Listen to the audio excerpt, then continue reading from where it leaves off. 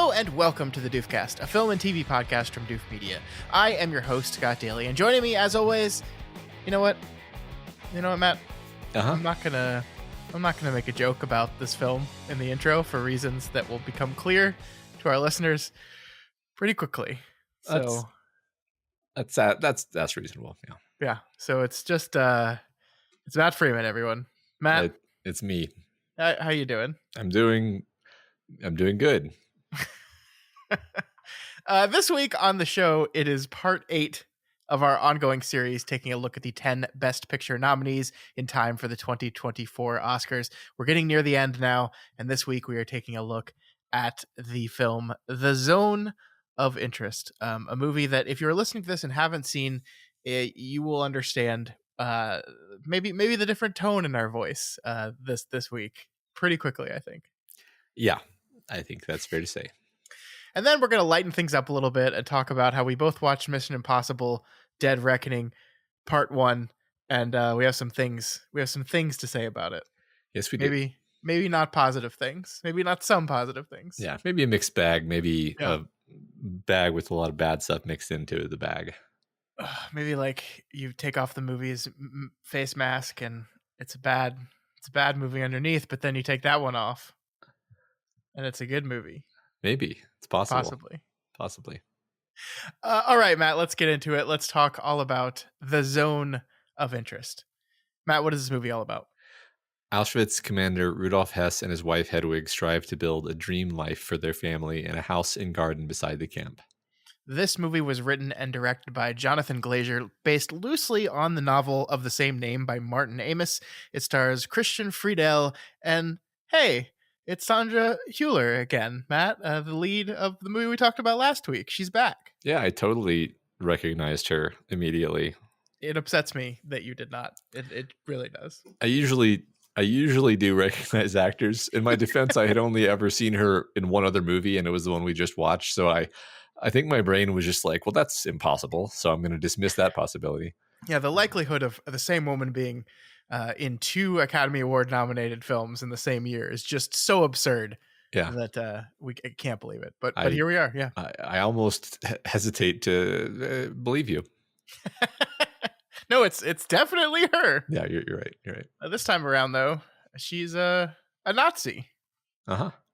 Matt, where do we begin with this movie? So, as the summary told, this is a movie about Auschwitz and the Holocaust, but not about the victims of the Holocaust, or not directly, I guess. It is about the family, the Haas family, living at their time. A real family, by the way. Rudolf Haas was a real Nazi who was tried and convicted and killed after the end of World War II. So this is a real guy, and we are seeing him and his family and their pleasant time at the wonderful camp Auschwitz, where his kids, they got swimming, they got gardening, they got it all. It's idyllic. Yeah. I kind of have a thing I was working over in my head, so I think I know a place where we can start. Sure. I was thinking about, various smart people have said that it's kind of impossible to make an anti-war movie because any movie that depicts war at all is going to be taken as spectacle by some fraction of people. Sure. Possibly even younger versions of us, possibly even present day versions of us, because that's just how humans are. And it's also it's actually just kind of hard to depict evil without making it into a kind of entertainment. Like you think about like your Baron Harkonnen or something, and it's like the sort of grotesquerie of the evil is just there's something charismatic about evil. And this is maybe the first movie that I can remember in my life that dodged both of those bullets. It's not really a war movie at all, but it is about the Nazis. Most movies about the Nazis kind of are war movies, and it doesn't glorify evil or make it seem cool or make it seem sexy or even make it seem like particularly scary. It makes it seem gross and just viscerally disgusting and horrible. and You know, and yeah. can it possibly boring, Uh-huh. right? Hmm. Like maybe it's just boring sometimes. Yeah. Maybe evil is just boring. Like this guy is just not cool at Yeah. all. No.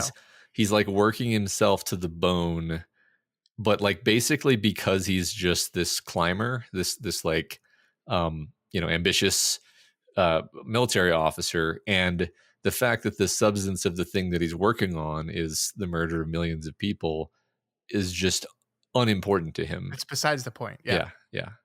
It just doesn't register for him at all in any sense. And that just makes him seem like stupid. Actually, it makes him Mhm. seem dumb, but not in a way that makes you feel bad for him at all, obviously.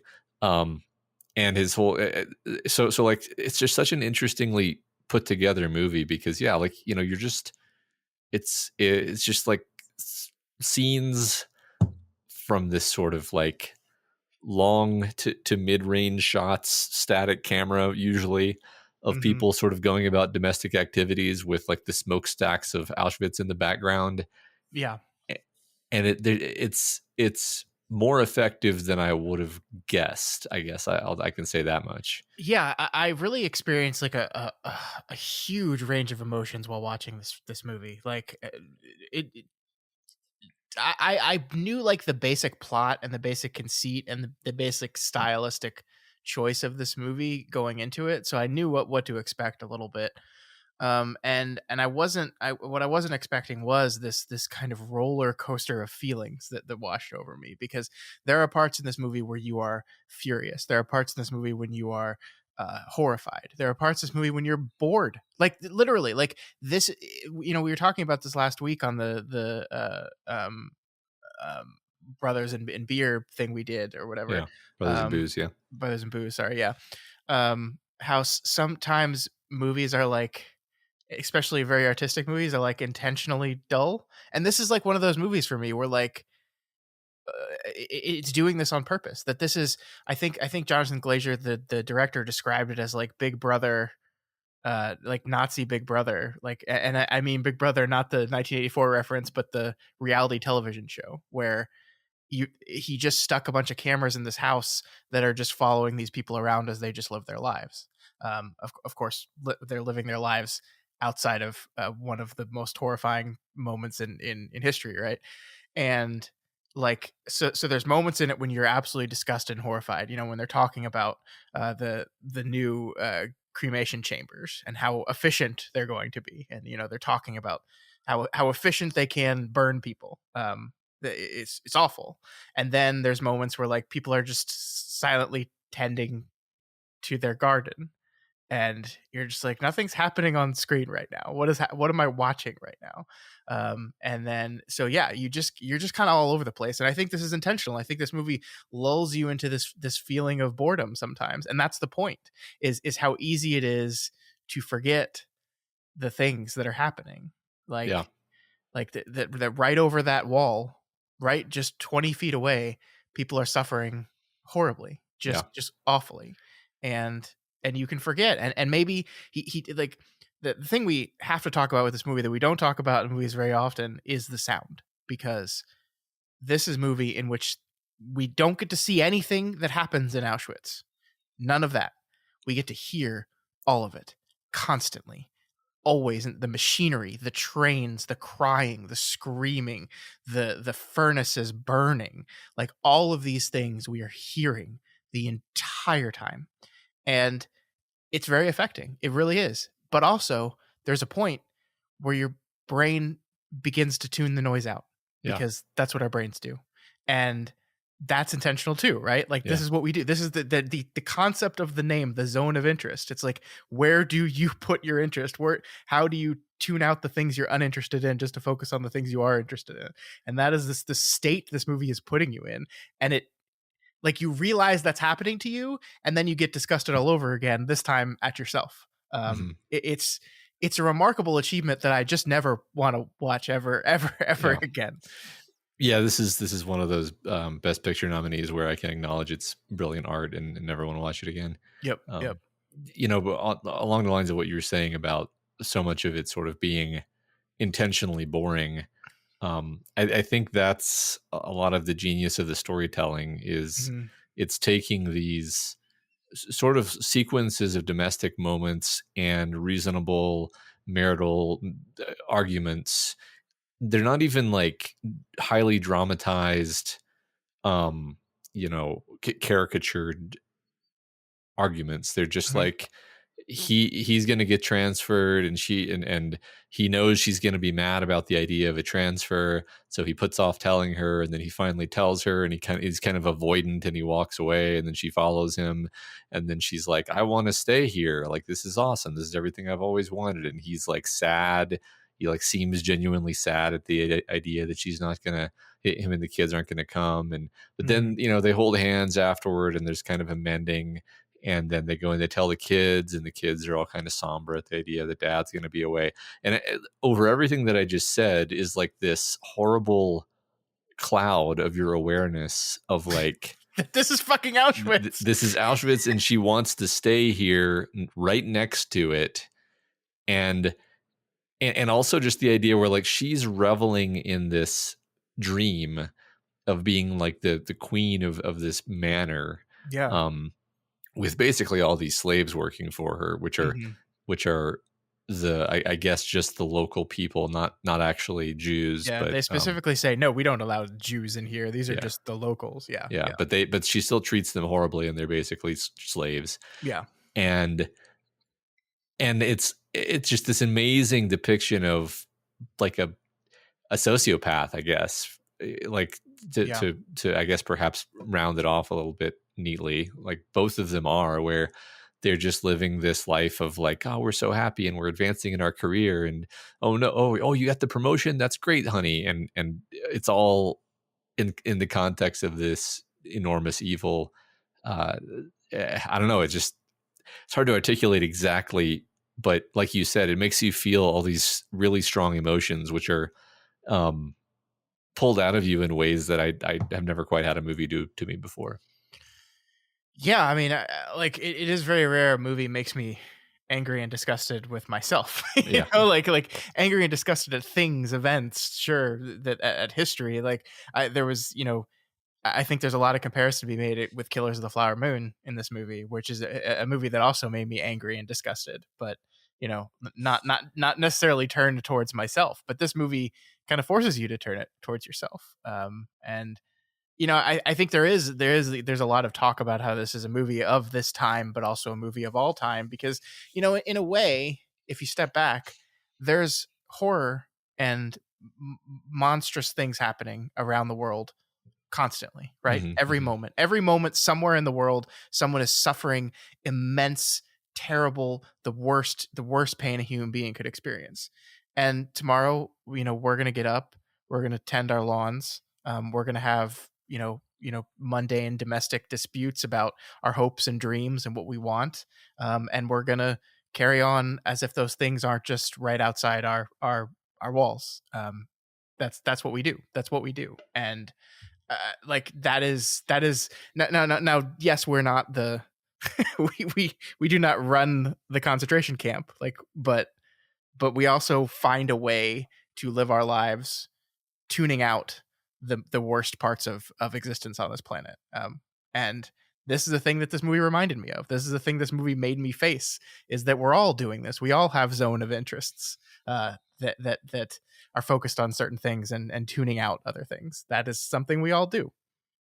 Yeah, I agree. I had the same thought watching the movie, which is interesting because it never really textually pushes you to consider like, am I Rudolph Hess? Yeah, Am I, yeah, yeah. because I think the connection for me was like I'm sitting in my comfortable couch on my nice TV enjoying this movie, in some regards getting entertainment from the idea of Auschwitz, which is like a gross thought. Mhm. Um, but and then I'm like, am I what am I complicit in? This is not the first time I've had this thought. You try to ask yourself this question every once in a while, just to just as a kind Sure. of check in with reality. um but yeah, it's uncomfortable. It's uncomfortable in so many different ways. um it's funny, we kind of both said we never want to watch it again, but I almost feel like I would have to watch it again to really kind of understand the emotional roller coaster of the movie, Hmm. because it I think one could get an impression from hearing it described that it's like, oh, so it's one of those like sad movies. It's like, no, it's absolutely not. That's what's so interesting about it is Yeah. it's never like the sort of maudlin, like, isn't it sad about the Holocaust? Because we never ever see any of that. Hmm. It's always at worst there's like a wall with some buildings behind the wall, and then maybe you hear shouting behind the wall. Hmm. Um, and that keeps it from going to that place where, like, it almost lets you off the hook to feel like the catharsis of, like, oh, the poor person is suffering, I feel bad for them. That's like a comfort, like we're used to that. Hmm. There's so many different uncomfortable emotions. I mean, even just watching him and his little kind of striver mentality, where he's like so happy about getting promoted and so bummed about like feeling like he's, having to leave the concentration camp, and they promote him out of, like, first they make him the deputy whatever, and then they promote him to I guess they send him, they're going to send him back to Auschwitz at the end. Is that, Yeah, I yeah, they're forget. sending him back to manage the operation that they named Mm, after him, Operation Hess, which was a real yeah, operation where they took the 700,000 Jewish people that lived in Poland and took them all to Auschwitz and then separated them out and killed a vast majority of them. yeah, That's the he got his name after, and he's so proud. Like he calls his wife at like presumably 3 in the morning to be like, they're naming it after me. Like it's named after me. That's your name. Like he's so proud of it, yeah, and you can very easily forget the thing that he's proud of. The thing that they almost never say in the movie is he's gonna horribly kill a bunch of people. yeah, Um, yeah, and yeah. yeah, it's just it is like I think one thing my wife brought up that I found really interesting was that like everyone knows at this point what happened in the Holocaust, right? And this movie is basically requires your previous knowledge of the Holocaust to function, right? Like Hmm. if you were someone that like hadn't heard about the Holocaust and then you put this movie on, I don't think you would know what the fuck's going on. I think the like you would maybe suspect that there's some suffering or something happening over that wall, but the full context of it, this is a movie that requires the context of the Holocaust to work, I think. Yeah, probably.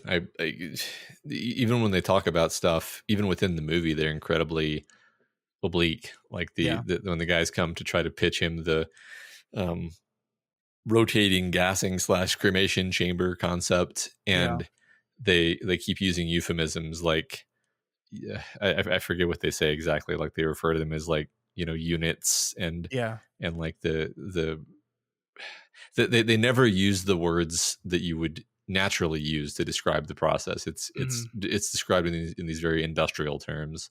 Well, and then Um, is it like with the sequence when he and his children are just playing in the river, and then suddenly there's human remains in the river? He's seen in the next scene to like chastising the camp, right, and the carelessness of the men in the camp for disposing of remains that way. But he does it through like messing with like he uses a euphemism, right? He's talking about flowers or something, and the way they're disturbing flowers, or maybe he was just talking about the way they're disturbing flowers. I don't know. no, that's interesting. I assumed he was literally talking about flowers, which, so you could absolutely be right. I thought that was a sign of like, okay, so I'll tell you what I thought was going on is like, so I think it's funny how his wife keeps saying, oh God, he works himself to the bone, he's always working, and like we never see this guy work a Yeah, second. what does he do? What the does he actually do? the Yeah. whole time he's actually at the camp, he's just hanging around. Mhm. he's not even in his uniform most of the time. Like Yeah. we just see him hanging out. It's only when he goes back to the city that we actually see him working, and then he does, work really hard. But the thing is, like, the only time in that whole sequence we saw him do anything that actually seemed like work to me was dictating a memo about the flowers being picked. And it's like, this is the least important thing imaginable. Yeah. I like that Um, interpretation better. Yeah. No, I and like that. it's yeah, it's just so interesting. Um, and then so the other thing I kind of wanted to say to just get off my chest at some point is just like connecting up to what we were talking about a second ago, where we're watching him be a striver, be a climber, and we see toward the end he's like literally like retching in the stairwell. Mhm. And I think that's kind of nicely ambiguous, actually, because my interpretation was just he's literally worked himself so hard and been operating on so little sleep that his body is like rebelling. First of all, did you have the same impression, or did you have some other impression? Yeah, I mean, I think that the interpretation that I want to have, for the good of the species Uh huh. is that this was his body having a physical reaction that his mind was blocking out. That like this is his body's disgust with the things he's doing is what I wanted it to be, right? This is what I wanted, because at least says, hey, at least on some level, this man knows that what he's doing is monstrous. That like if he can trick his brain into not buying into it, but his body is rebelling against his brain. But I think it is a certainly valid interpretation to just say this is related to he's overworked and incredibly stressed. He's got this opportunity of a lifetime for him that has stressed him, and he's retching in response to the stress and the anxiety of that. Right. So I think regardless of whether you take that specific indication, just in general, we see him working himself, like falling asleep with his work on his lap and everything. And it's Yeah, like all of this work, all this hard work. He's genuinely working very hard to ensure that the murder of millions of people goes off smoothly. yeah, yeah. And like that's such a horrifying thought to me. Yeah, and it's punctuated, I think, by the one of the genius strokes of this film, which is to cut from him. He looks towards camera, and we cut to modern day Yeah. Auschwitz, Yeah. being cleaned out, the museum that it has turned into being cleaned out by a cleaning crew, and we see that all this hard work, all this stuff he's doing, all the hard work and the ignoring of the horror of it. What does it amount to in the end? Nothing. It amounts to not a glorious victory for yourself and your country, but shame and horror and these buildings that you've constructed, this place that you've loved, that your wife calls herself the queen of, is a museum to the horror of what you've done. Yeah. And that ultimately, like, what was everything you did for? It was for nothing. It was just for cruelty. That's it. That's all it was. And Yeah. yeah, it's just I think it's a master stroke to do that. Like like I said, I went into this movie kind of expecting certain things, and I was not expecting how the movie ends like that. That there's that sudden sharp cut to the museum at Auschwitz, and the everything in there, was just kind of threw me off guard in a way that really affected me. Yeah, me too. And it doesn't really announce itself at all. You're sort of sitting there like, wait a second, is that a she's wearing like a lanyard with like a key Yeah, card on it. yeah. That's not quite okay. I get what we're doing. It really Um, builds up to it slowly. I mean, the movie kind of does that all across the board. Like, one of the things I was thinking of is if you went to this movie really not knowing what it was about at all, then it kind of slow rolls that we're at Auschwitz a little yeah, bit. Like, even I think one of the earliest scenes in the movie is them talking about the gas chamber, and the circular design of the cremation chamber, and it's like once again, they don't talk about that they're referring to people here when they're talking about the numbers. yeah, And maybe you could go into this movie and not having realized where we are and what this movie is doing yet, and then it's after that scene that you get told, "Oh, this is Auschwitz," and you're like, "Oh, fuck." Yeah. Remarkably effective. And I think he Glazer employs the same thing at the end there, where you don't realize that we've jumped forward in time now, and that it helps really make the moment land. Yeah, I agree. So I think, I mean, we talked about Hassan, we talked about his wife. I just think it's interesting how the movie sort of treats them as almost like co-equal protagonists. Yeah, yeah. Um, and that that's interesting to me, right? Because it's not just like, oh, it's a movie about the commandant of the concentration camp. I mean, it is that, but it also puts so much focus on his wife and how she's so like willfully blasé about all of this and Yeah, just yeah. utterly self-centered and just reveling in the good fortune that has befallen her and her family. And um I said sociopath earlier because it's like, is she this way? I think, that's the difference between sociopath and psychopath, right? Is that if you're brought up in this world, then even a person who would have been otherwise psychologically healthy can turn into somebody just like this woman who Hmm. doesn't really see anything wrong with the extermination of the Jews and is just really happy at the good luck that has happened upon her. Yeah, And that's the movie spends a lot of time focusing on her, really. And so I yeah. think that's in some regards more like relevant to us in our daily lives, and just kind of like we said a bit ago, like asking yourself, like, am I looking the other way, allowing bad things to happen because I'm so comfortable? Hmm. um, Yeah, absolutely. I mean, I think if the movie was just about Rudolf Hess, I think it doesn't work as well, because mhm, yeah, like he is the one actively making these decisions. He is the one actively doing these things. Like he's the one, when we're wrestling internally with what am I complicit in, like we can separate ourselves from him and be like, okay, but I'm not an SS soldier that's commandant of a death camp, so right. I'm good. But then, yeah, you look at a character like Hedwig, and okay, she's not either, but um but everything, right? Everything she does, her whole life here, like the way she acts, the way she carries herself, the way she treats people, all of this. And I think you looked this up, because again, these are real people. Yeah. You looked this up, of course. Rudolph was executed. She was not punished at all. She remarried after his death, moved to America, and lived here till she was 80, and then died. Yeah. And it's like, wow, Yeah. like that was quite the revelation, right? Because she, again, was not the one making the decisions, but she was the one complicit in the decision. She was watching it happen, and she was doing nothing, and she was benefiting from it, and luxuriating in it. That, like the sequence where she's putting on this beautiful fur coat that has been confiscated from a Jewish woman.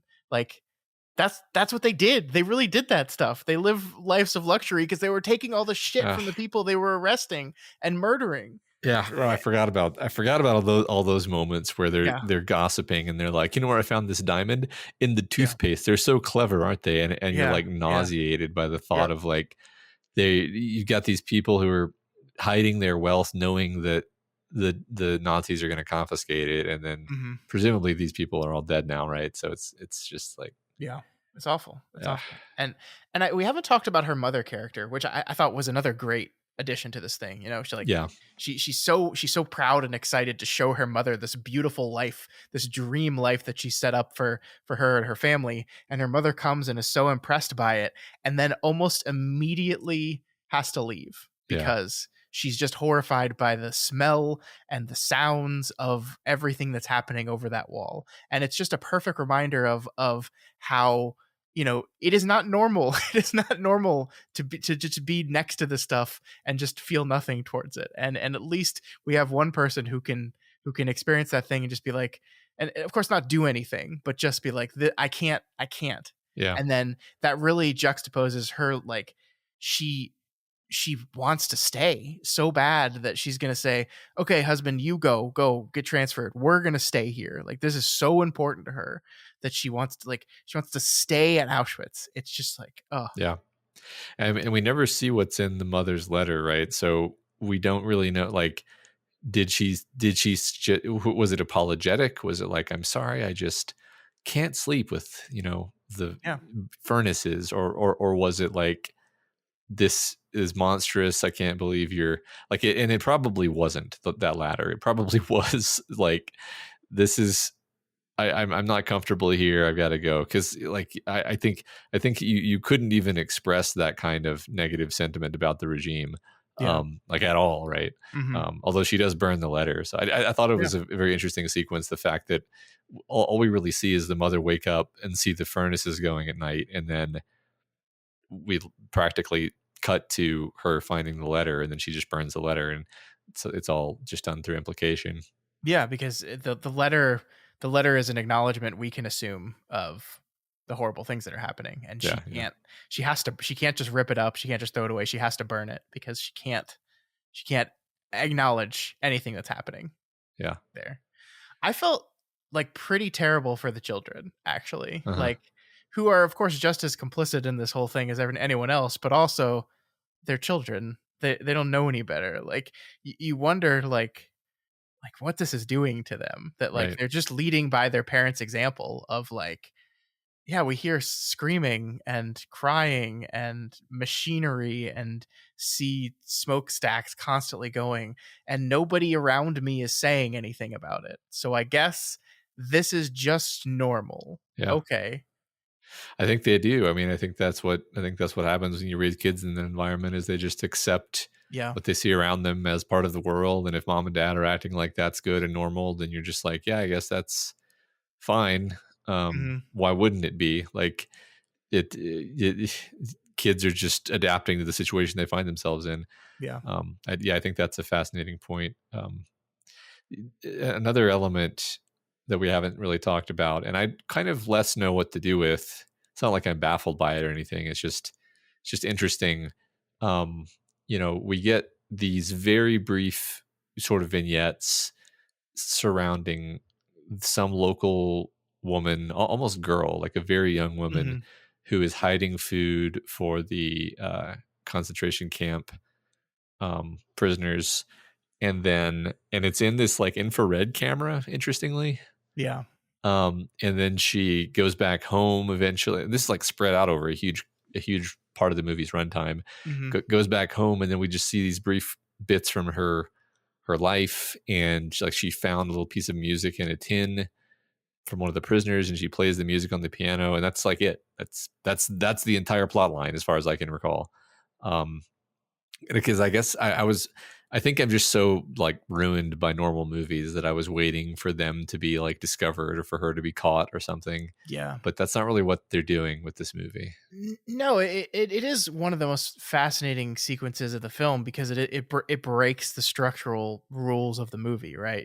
This movie is set up where everything's kind of set up in almost these uh, security camera type footage where it's all wide lens. It's like there's no close ups, there's no camera movements at all. Basically, we're just cutting between different angles, and then we break from this to do this very specific thing where Glazer emphasizes this, as you said, by making it infrared. And it's almost the movie being like, in my opinion, we need some semblance of hope, and some, like, we need to see something that is good, and positive, at least, and just getting to see a person who has taken it upon themselves to risk life and limb to wander through this camp at night, leaving food for people, is like one thing that you can take away from this movie that like makes you feel reasonably decent about one person. Hmm.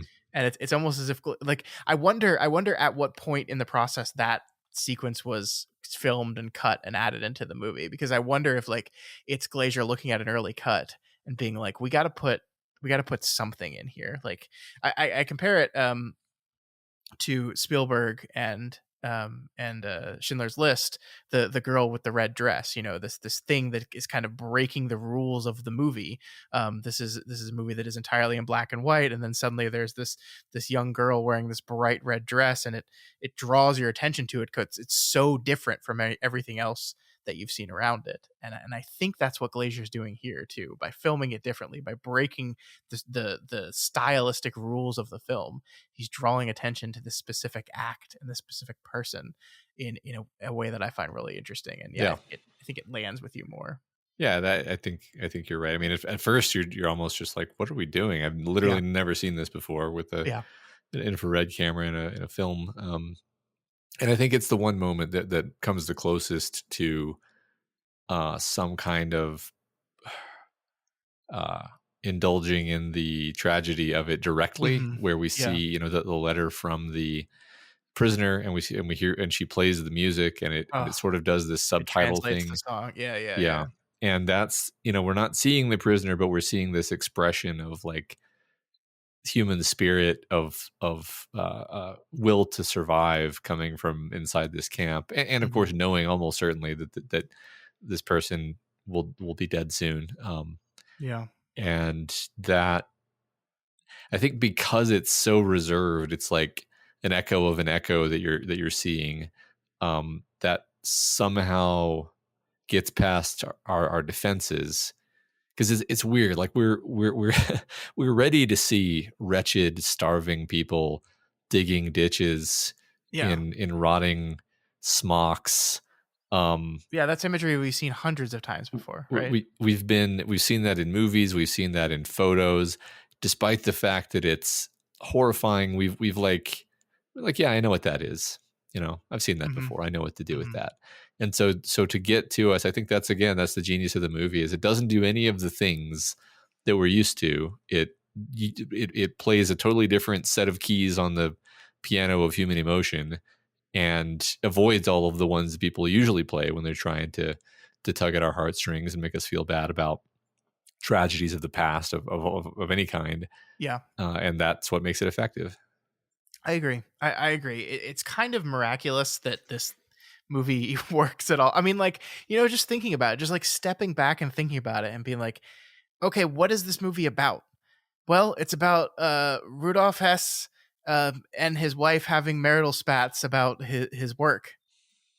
That's fucking insane, Yeah. right? Like that's an insane movie to make, and that is the movie that Jonathan Glazer made, and it is everything else around the movie that keeps it from being this like horribly offensive, monstrous decision to just make a movie about the daily life of a fucking Nazi.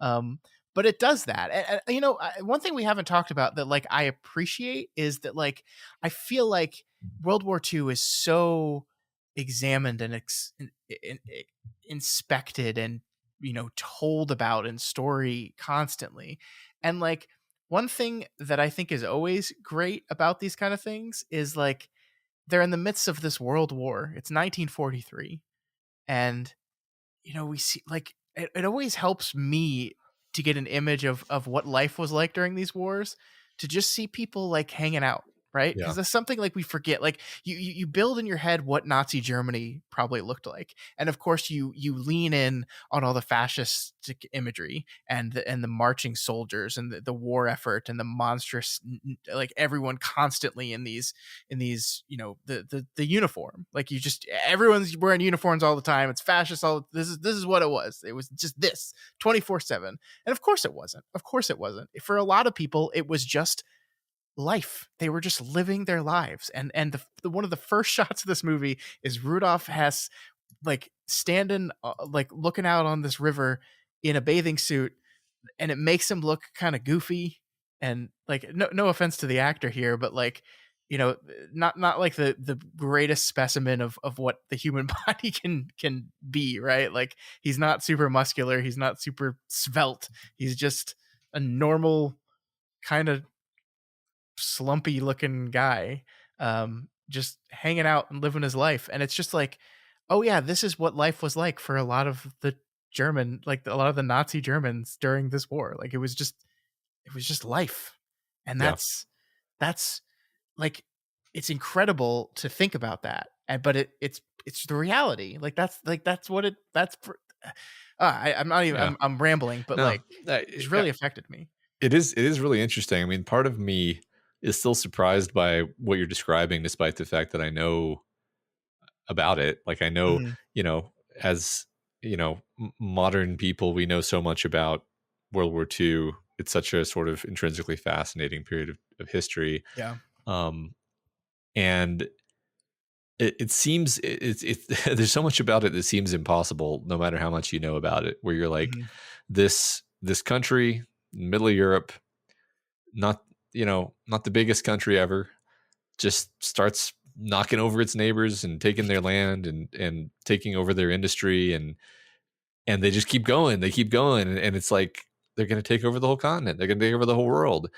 And part of me still is like, that's not possible. Like Mhm. they they should have known that was not possible.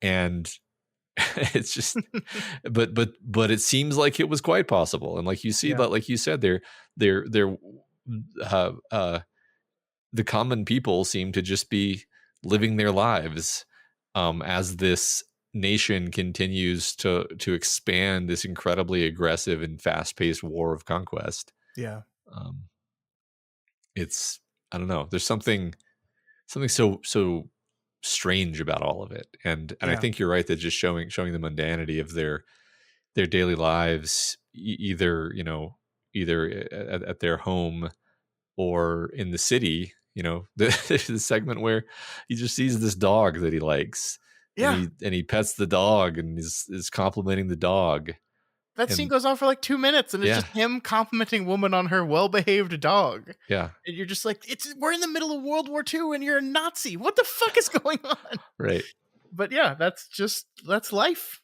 yeah, That's like, yeah, yeah. People just went to work.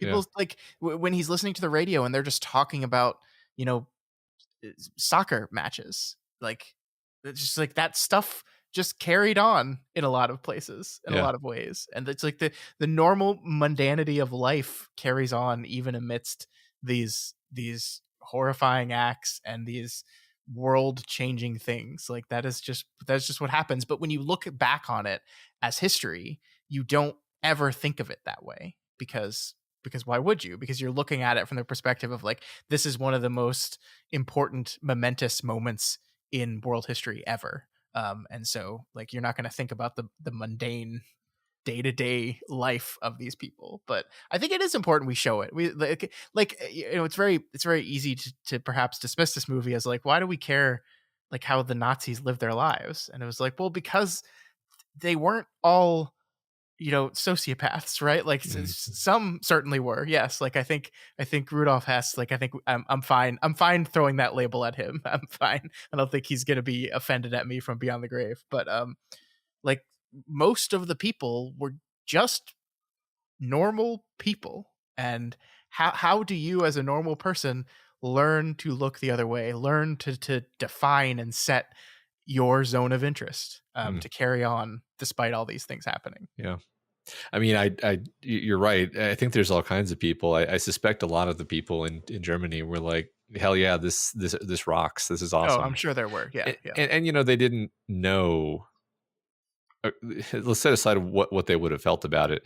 Almost none of them knew about the extermination of the Jews Mhm, on an apocalyptic scale. They knew they were engaged in a war of conquest, obviously, but mhm. for them, this is just like they have all kinds of complicated justifications for why this is just and deserved, and Yeah, the right thing for them to be doing, and better for really better for everyone if Germany is in control of the world, and there's all kinds of things they're capable of just overlooking to feel good about that. yeah. um, Yeah, fascinating stuff, man. It yeah, is, you want the world to be like that. It's the reason why we love World War II so much, right? Is because we can clearly define heroes and villains, good guys, bad guys. It's like out of all the conflicts that our country has engaged in over the course of its history, it's the one where we can at least be like, no, they were definitely the bad ones, yeah, definitely. And so that's why we like it so much. But even starting to peel back the layers, it's like, yes, totally 100% the bad ones, but how does that happen? How does these things happen, and how do normal people react to them? yeah, And yeah. yeah. Just really unique movie. I just want to talk for a second about Glazer. um Sure. Jonathan Glazer, because I until until we were sitting down here, I was like, I have no idea who that is. So whatever. And then I realized he was the guy who directed Under the Skin, Yeah. which was a movie that I think we both really enjoyed. This is And last film, 10 years earlier than this movie. and he's only directed 4 films total, and they were spread out since the year 2000. So he just directs a movie every few years. Yeah. But I thought that was that was so that really hit my brain to learn that he did Under the Skin, because part of me, like, I reacted two contradictory ways. At first, I was like, that movie's nothing like this one, and then I was like, that movie is just like this one. Yeah, yeah. That's exactly the thought process I had. Yeah. Because it's like Under the Skin is so overtly stylized, and it really wears its stylistic conceits on its sleeve, whereas this movie, like you were saying, it's a lot of static shots and Hmm. mid-range to long range shots, and but at the same time, like, every shot is so well thought out and the lighting is so perfect. Yeah. And I mean, even another similarity that I'm thinking as we're sitting here is, like, Under the Skin is about, like, this monster creature sort of hiding under the skin of a human, and so is this movie, in its way. Yep. Yep. No, that's you're so right. I think the more you think about the movies, the more in common you can, like, not necessarily in common, but like you can definitely see the hand at work Mhm. underneath each of them. Like it's you can tell it's the same person. Yeah, Yeah. If you're listening out there and you haven't seen Under the Skin yet, folks, like, please do so. It's yeah. it's remarkable. It's wonderful. Um, that movie was a lot of non-professional actors too. Kind uh, of a lot of the scenes between Scarlett Johansson and these men that she was recruiting were not professional actors, and this movie Zone of Interest is a bunch of professional actors. But one thing I do know is that he tried to film it. Like we said, he filmed it kind of Big Brother esque, where there's like reality TV cameras set up in different corners, sort of, and he like a lot of the lines were improvised, and I don't think he told all the actors where the cameras were, and so they were kind of just having to play out scenes that were semi improvised, without being certain of like which angle to play to, like, yeah, which is different from what he did with Under the Skin, but similar in that he's going for this aesthetic of realism is the wrong word, but like non-professionalism perhaps. Just yeah. interesting stuff, I think. A kind of naturalness, maybe. Yeah, that's fair. Yeah, yeah. Because it's I see that throughout both of these movies, now that you say it, where it's Hmm. it's the same reason why some directors just use one take, where it's like, yeah, we got the authentic. It wasn't perfect, but it was authentic. Hmm. Hmm. That I like that. Yeah, yeah. And I just want to say here, if this movie doesn't win Best Sound, I don't know what the fuck we're doing. Like this, like, there's the sound is the movie. Like I think Glazer says himself in an interview, there's two versions of this movie happening simultaneously. There's the thing that you're seeing, and there's the thing that you're hearing. And the person who had to mix together these sounds, and not just the sounds, but the score as well, I think is really fantastic, because there are moments in which the score gets like very ominous and terrible, and it's put over scenes of mundane normal life, and it's just it creeps you out specifically because you don't understand. There's like a discongruity between what you're seeing and what you're hearing. Like, how do you not reward that movie for that work? I don't know. I Yeah, get frustrated with the Oscars a lot, but this is one where I'm just going to be like, you this was voted on by your peers. Like, the people that work in sound should know more than anything that the sound work here is incredible. So I don't know. yeah, We'll see. yeah. For sure. Yeah. I mean, I know the sound in Oppenheimer was also pretty impressive to me, but I'm Yeah, certainly it's not gonna qualified to. win. It's gonna win. Oppenheimer's gonna win everything. Yeah, I mean, like, that's the thing. When it gets up to this level, I'm like, I don't know which of these two has better sound. It's like Mhm. they both have amazing sound. So, um, Yeah, and they've gotten rid of the sound mixing and sound editing categories. Like, those okay, used to be separate categories, and they've now put them together, and it's just one. I think it's just best sound, which, like, it. I get, because nobody watching the Oscars understands the difference between mixing and editing. Like, it's just like, what do those terms mean when it comes to sound? Obviously, the people voting on it and working in sound know what those terms mean, but like, this is a show for the people at the end of the day. So it Yeah. makes sense that they did it, but it also leaves less of an opportunity for the fantastic sound editing and mixing in this film to be honored. Yeah, Oppenheimer's it's gonna win. Oppenheimer's gonna win everything. It's nominated for 9. I think it's gonna win 8 or 6, 7 or 8. I think. yeah, and I don't feel too bad about this myself. So No. Wonderful film, yeah. wonderful film. But I like to spread the love a little bit here. Sure, sure. Yeah. All right. Anything else you wanted to say about the zone of interest, Matt? I think we gave justice to this very very complicated, um, difficult film. I think we're good. All right. All right. So that is the zone of interest. It is available. I think it's still in theaters. We had to rent it. It's one of those expensive $20 rentals. So if you want to watch it, it's going to Yeah. cost you a little bit, but I'm sure it'll be, if you're okay waiting, I'm sure in the wake of the Oscars, they're going to release a lot of these things more broadly than they're released right now. Yeah, that's almost certainly true. But Yeah. yeah. Let's just one more thing. Let's just give props to Sandra Hüller, who like plays two entirely different characters in these movies, so much so that you didn't even recognize her. I literally didn't. Yeah, I felt like she looked familiar, and then I stopped thinking about it. Uh-huh. And yeah, I mean, she disappears into both roles, right? I mean, part Yep. of it is just that she's speaking English / French for Yeah. the other movie, and in which, but she is German. Yeah. It's just so, yeah, she really disappears into both of these characters. Yeah, and I think it does help that, like, Anatomy of a Fall is a movie that like lives in the close up. Like, I feel like we're in close up on her face like for half the film, and this movie has almost no close ups. So like, if she's at a distance, you might have to squint to recognize her. Yeah, yeah. So We'll go yeah, with that. Yeah, yeah. I'm trying to give you an out here, man. yeah, appreciate it. She's fantastic in this film as well. Yeah, all I was thinking about is what you said last week about how, it's not, her performance is so good, and she's like doing kind of an intentionally stilted thing because she's having to speak English, which Yeah. isn't her first language. That's all I was thinking about when I was hearing her performance in German, and I was like, oh my god, he was 100% right. like listen to this. It had nothing to do with like her skill as an actor. It made me appreciate both performances more. Yeah, that's a good point. Yeah, I agree. All right, The Zone of Interest, good movie. Yep. Do.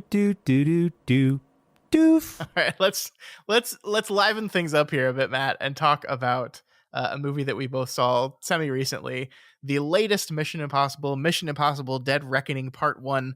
Although they've dropped the Part 1 from the title now, because the movie didn't do that well in the theater, and I think everyone's like collectively decided that dividing a story into 2 films and then calling it Part 1 and Part 2 is just a bad marketing move. Yeah, They're not really doing that stuff anymore. especially in this era of people just not going to see movies ever. Yeah. Yeah.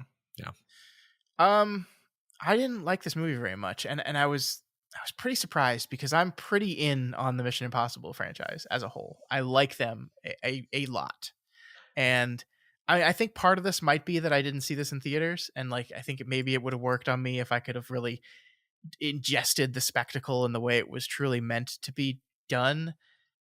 But man, I thought the story and the dialogue of this movie was just super bad. Like, to the point where I was like, have they all been this way? And I'm just dumb? Or is this just uniquely bad? Like, I don't know, Matt. The story of this movie is the most like convoluted. Like, what the fuck are we doing? I don't even understand. And it's not like I think the first Mission Impossible story was convoluted, like the very first one, but like in a good way. Right. And this one is convoluted in like, I don't understand anyone's motivation for anything, and I'm not sure if I'm supposed to or not. I was so confused the entire time. Yeah. So I didn't dislike this movie as much as you. But I also do hear your criticisms. I think for me, so first of all, I agree with you about being confused. It made me feel like a child again, because I was like, what is happening. At one point, they're like talking through the scenario, and I'm like, I haven't felt this lost in a movie in years.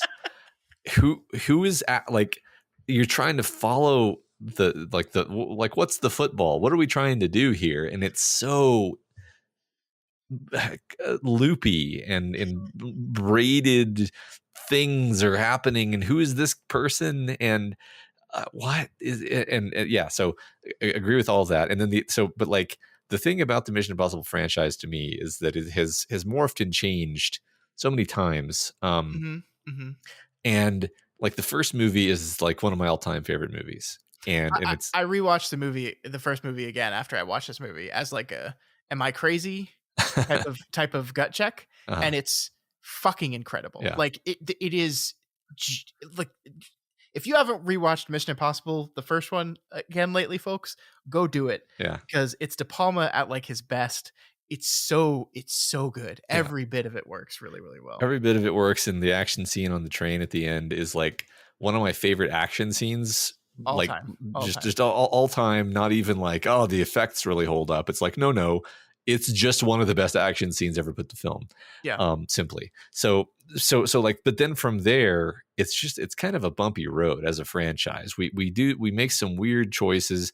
The second one is one of those so bad it's good movies. I'm not going to go through all these, but there's some rough patches. There are some better and worse movies in there. And then the other thing about it is like the tone varies quite a bit. Like especially in the later movies, we start to kind of lean into this idea that these are supposed to be kind of funny. And then they become like more funny, and then they become a little bit more ridiculous.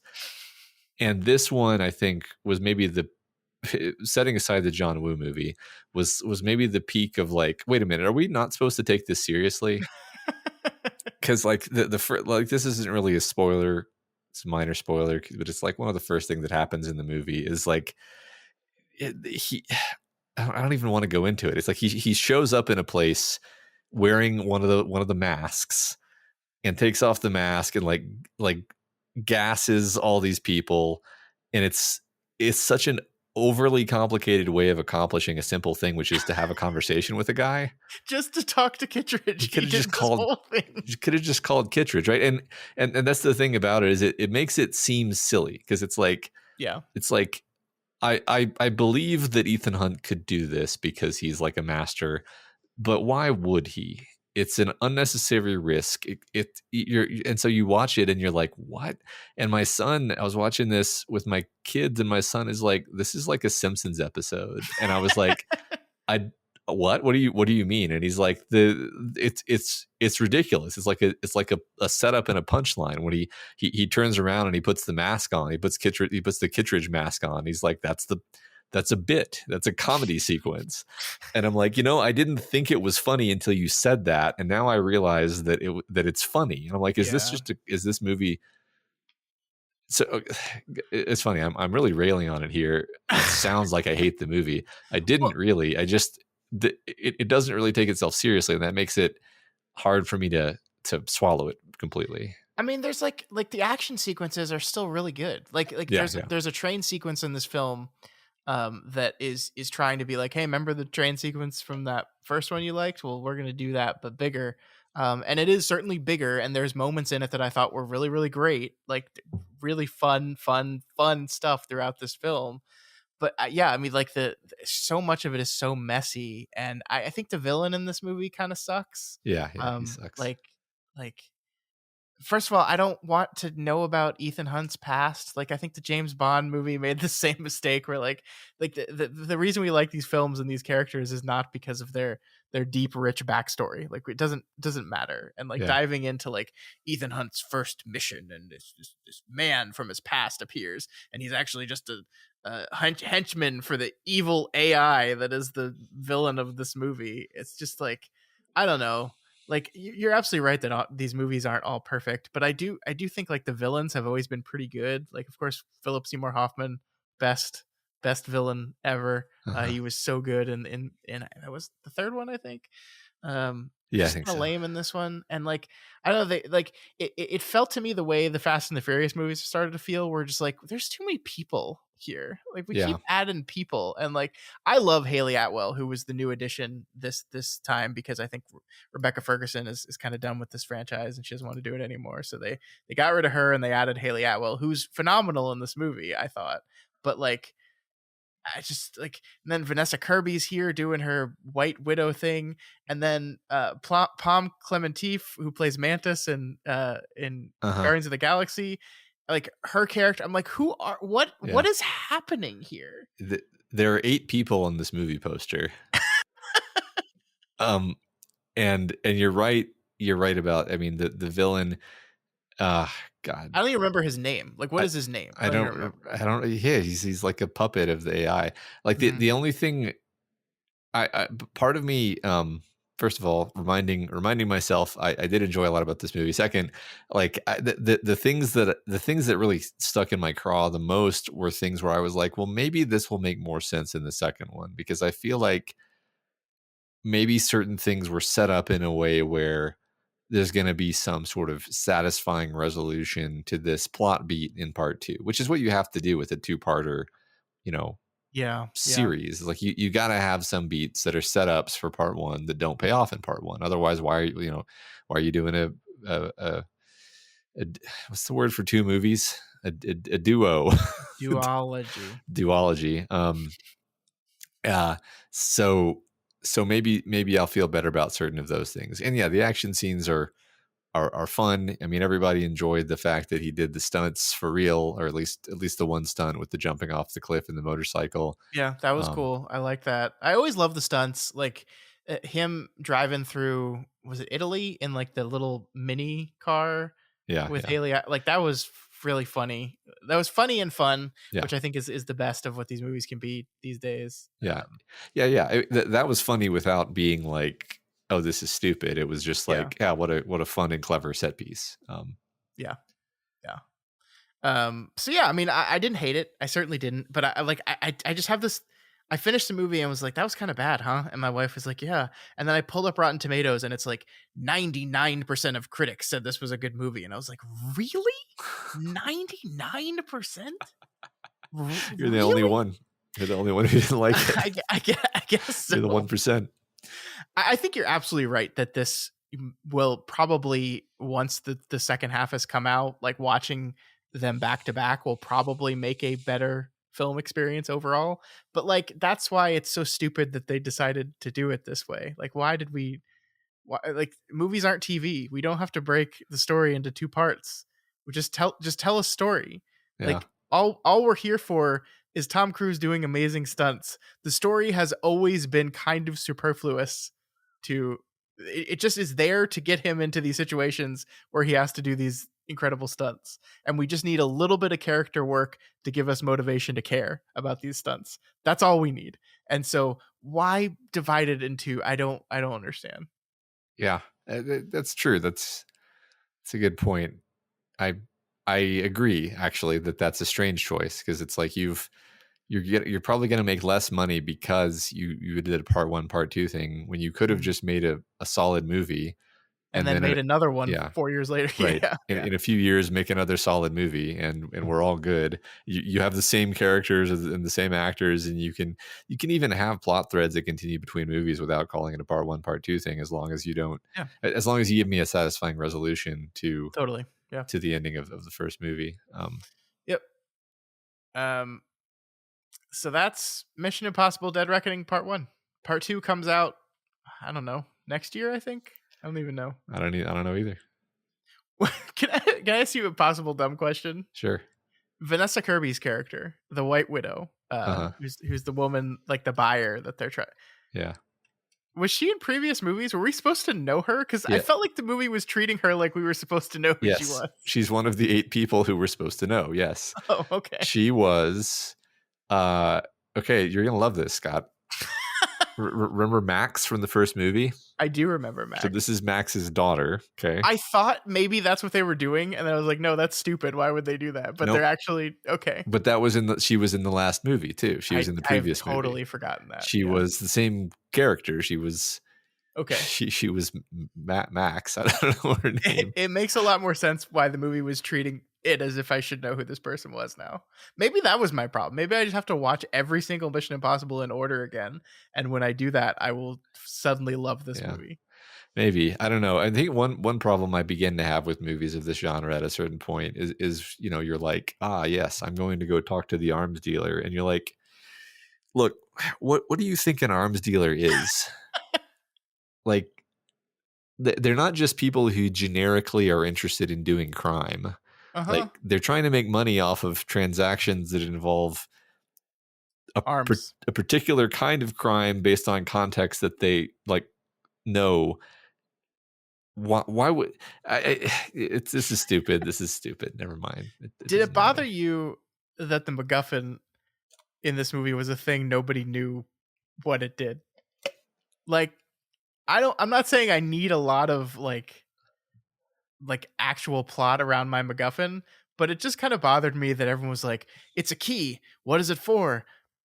I don't know, but we got to get it. I guess Just get it. the aspect of that bothered me was that we knew what it's for. Yeah. The And opening scene of the characters movie is telling us exactly what the key does. That kind of bothered, because interestingly, I think it was the third one where they're looking for something called the rabbit's foot, and one of the characters, and they're like, what is the rabbit's foot? And they're like, we don't know. We just know that Philip Seymour Hoffman wants it. Yeah, which is enough, which is fine. Which is enough. And that was funny, and that worked. That worked totally.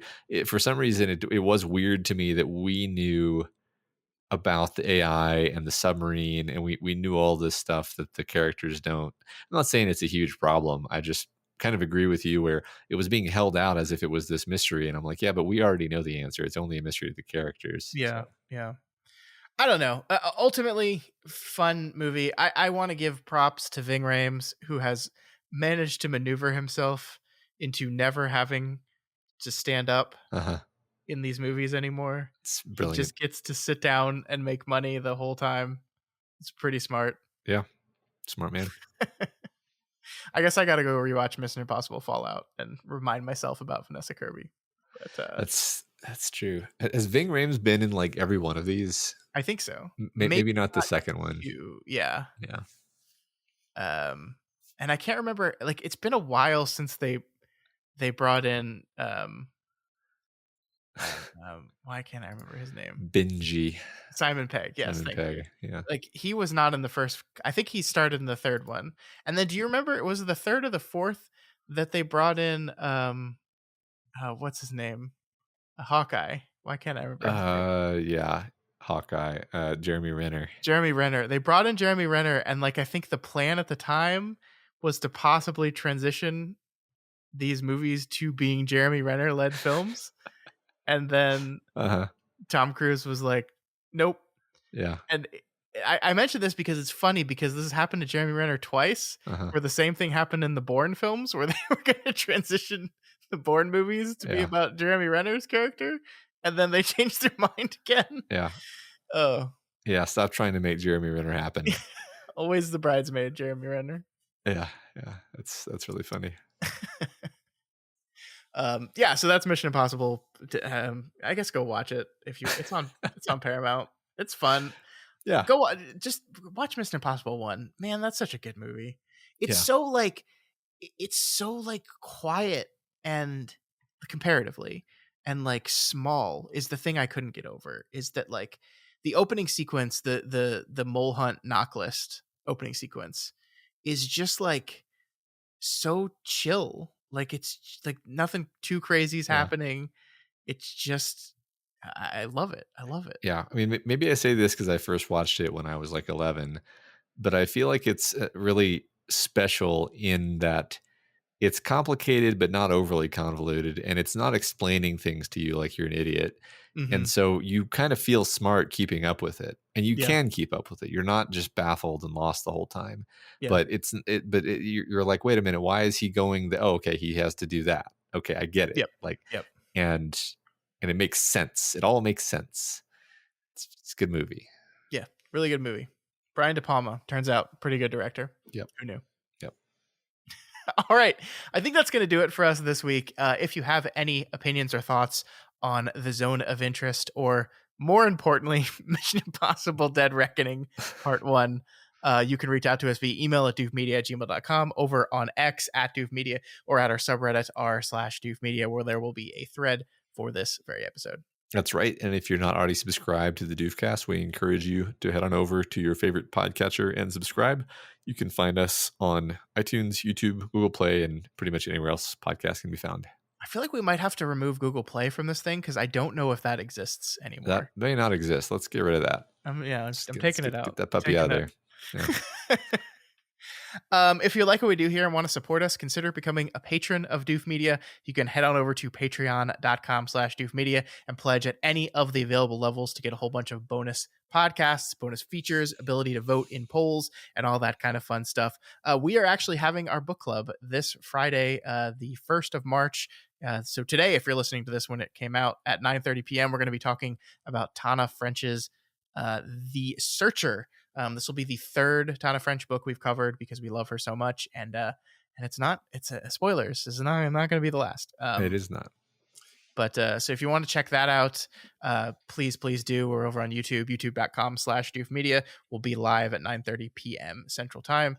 And if you're a patron, you get to participate in the votes that decide if we're reading Tana French or not. We had a listener reach out to and ask us if we've taken Brandon Sanderson out of book club jail, because we put him in our book club jail a while ago, and wanted to know if we've taken him out. And I'm like, well, I don't know. I haven't seen any nominations for Brandon Sanderson things in a while, so yeah, maybe it's not us that put him in jail. I don't know. Has he behaved himself? Yeah, I don't know. I was gonna make an Auschwitz joke, and then I realized it would be really poor taste. But I guess by saying that, I have inadvertently made the joke. Oh my god, let's just back away quickly. Oh, that movie made me so sad. All right.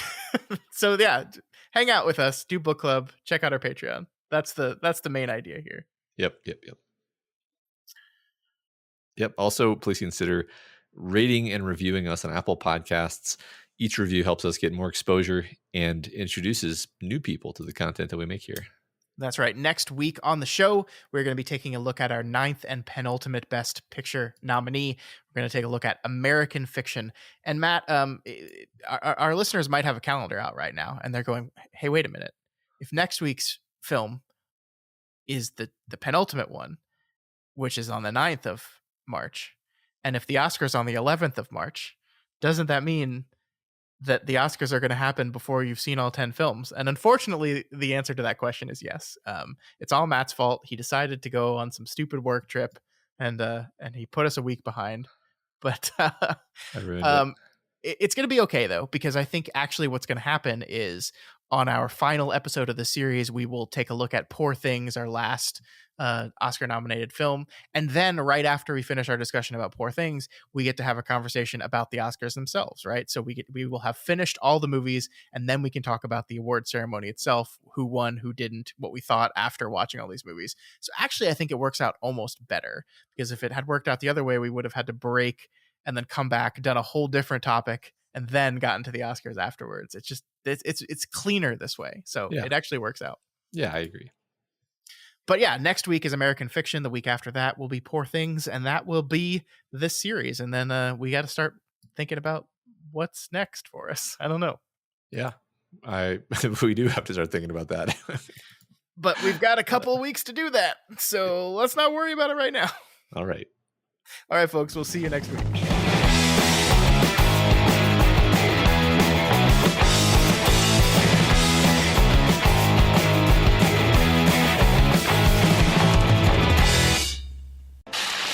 My name is Doof, and you'll do what I say. My name is Doof, and you'll do what I say.